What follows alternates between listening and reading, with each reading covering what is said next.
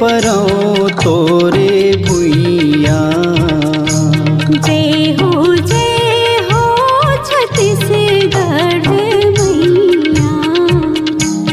अरपा पैरी के धार महानंदी है अपार। इंदिरावती हा पखरे तोरे पैया। माहू पावे परौ तोरे भुइया। जय हो छत्तीसगढ़ मैया।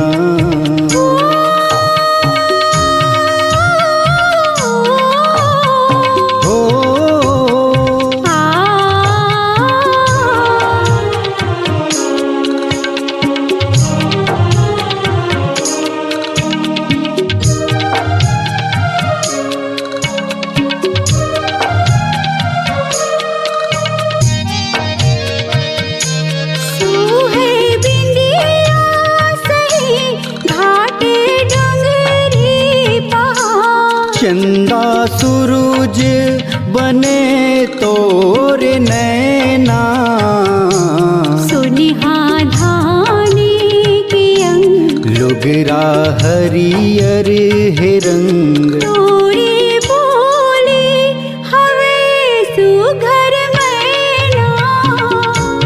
अचरा तोरे डोलावे पुरवैया।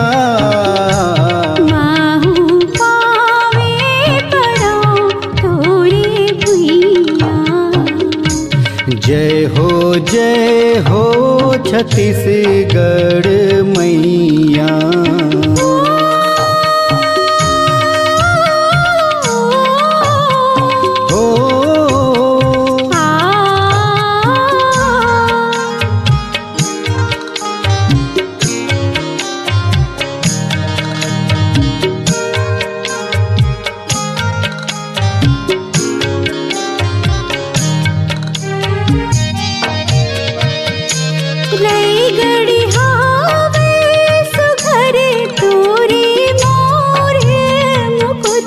सरगु जाओ बिलासे पुर है बैहा।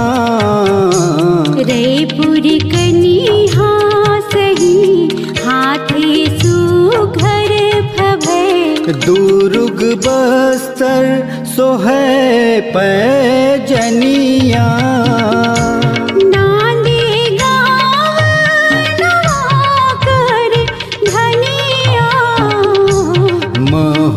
पावे परौ तोरे भुइया।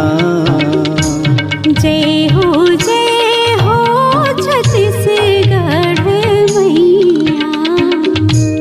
अरपा पैरी के धार महानंदी है अपार। इंदिरावती हा पखरे तोरे पैया।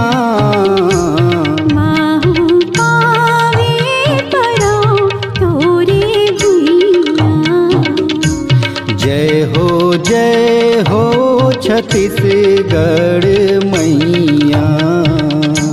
माहू पावे परौ तोरे भुइया। जय हो छत्तीसगढ़